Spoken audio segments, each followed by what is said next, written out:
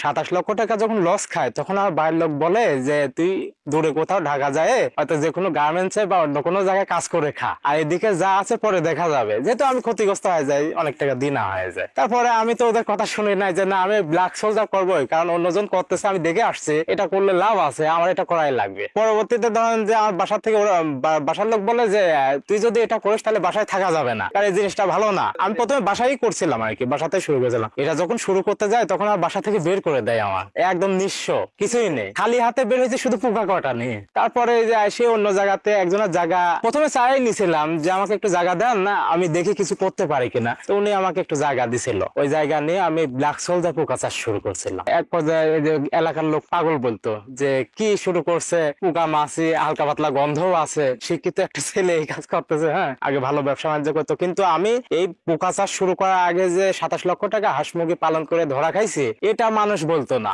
মানুষ আমি যখন থেকে এটা শুরু করছি তখন থেকে আমার পিছ লাগছে যে পাগল হয়ে গেছে। যখন আমাকে বাসা থেকে বের করে দিল তখন আমার একদিক দিয়ে খারাপ লাগছে, আর একদিক দিয়ে মনের মধ্যে একটা জেদ ছিল যে আমাকে বের করে দিচ্ছে দিক সমস্যা নাই, কিন্তু এই পোকা চাষে আমার সাকসেস হওয়া লাগবে, কারণ আমি তো সব হারাই ফেলছি। তারপরে এখানে আসার পরে যে শুরু করলাম, এখন ধরেন টুকটাক অন্য জায়গাতে রাজমিস্ত্রির কিছুদিন কাজও করছি। আমি রাজমিস্ত্রি ওই সময় আমি রাজমিস্ত্রিরও কাজ করছি, টাকা পয়সা নাই এই জন্য করছি। পোকা চাষ করতেছি এখন ধাপ করে, তো আমি এখান থেকে যে অনেক কিছু পেয়ে যাবো তা না, আমার কিছুই নাই, শুধু ছোট একটা 4টা-5টা টিনের ছাবড়া ছিল এখানে। আমার কাছে কোনো টাকাই ছিল না, আমি অল্প কিছু টাকা একজনের থেকে ধার নিয়েছিলাম 8 থেকে 10 হাজার টাকা, এর বেশি না, 8 থেকে 10 হাজার টাকা ধার নিয়ে আমি এখানে আসি এই যে ব্ল্যাক সোলজার পোকাটা চাষটা শুরু করছি ছোট্ট একটা ছাবড়া নিয়ে। কিন্তু তখন একটা সমস্যা ছিল যে আপনি ওই প্রথমে আইনে রাখছি পিঁপড়ায় খেয়ে গেছে, আমি বুঝতে পারি নাই। আবার কিছু টাকা একজনের থেকে ম্যানেজ করছি, বন্ধুরা আছে, করার পরে আবার শুরু করছি ইন্দুরে খেয়ে গেছে, বিড়ালে খেয়ে গেছে, পোকা সবই খায়। খাওয়ার পর আমি দেখলাম এগুলা দেওয়া হলে আগে কীটনাশক আনি,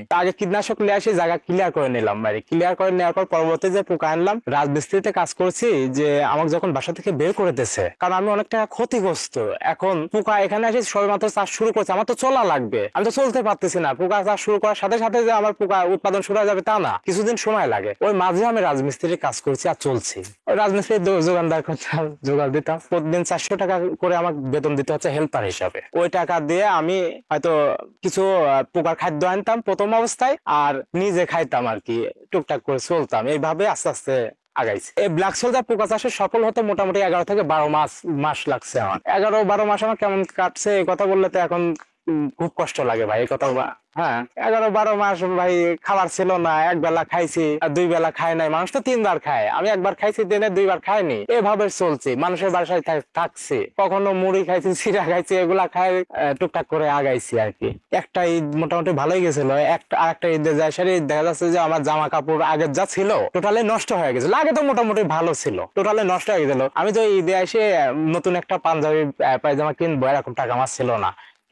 ওই সময়টাতে আমার সবচেয়ে বেশি খারাপ লাগছে। কিছু সময়ের ব্যবধানে আমার এই জায়গাতে আসতে হয়েছে। আমি ধরেন যে একদম ঈদ কাটাচ্ছি, আমার নতুন একটা জামা নাই বা পাঞ্জাবি নাই, এরকম অবস্থা। মোবাইল টিপছিলাম, এই সময় এই পোকার ভিডিও ইউটিউবে আমার চোখের সামনে আসে।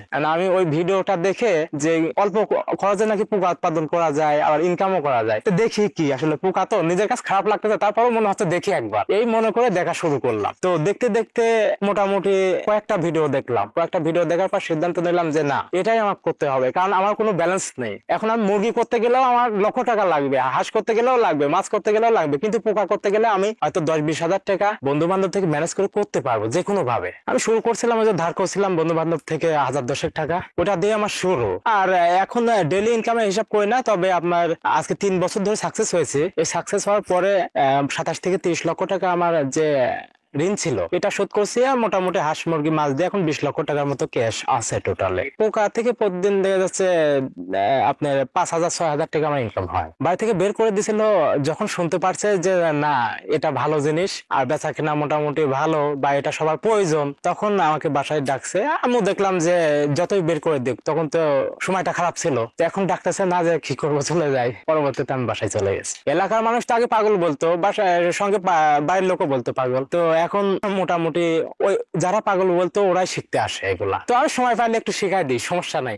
ওই পাগল বলছে তো কি হয়েছে, হ্যাঁ এই পোকাগুলো হচ্ছে ফ্লাই হয়ে গেছে, মাছি। এই মাছিগুলা ডিম দিবে, এই জীবন চক্র এটা আর কি। এই মাছিগুলা ডিম দিবে, ডিম দিলে ডিম দেওয়ার পর থেকে শুরু হবে আপনার 12 বা 14 দিনের মাথায় যায় হাঁস মুরগি মাছের প্রাকৃতিক খাদ্য হিসাবে অলরেডি তৈরি হয়ে যাবে, লার্ভা যেটাকে বলে। ওই সময়তে আমরা হাঁস মুরগি মাছকে খাইয়ে ফেলে। ওই জীবন চক্র বলতে গেলে যে সার্কেলটা আছে মোটামুটি 30 থেকে 32 দিন 36 দিন এর মধ্যেই এটা বেঁচে থাকে। আর এই ব্ল্যাক সোলজার ফ্লাই মাছিটা ডিম দিয়েই মারা যায়, কিন্তু একটা মাছি 700 থেকে 1000 পিস ডিম দেয় না।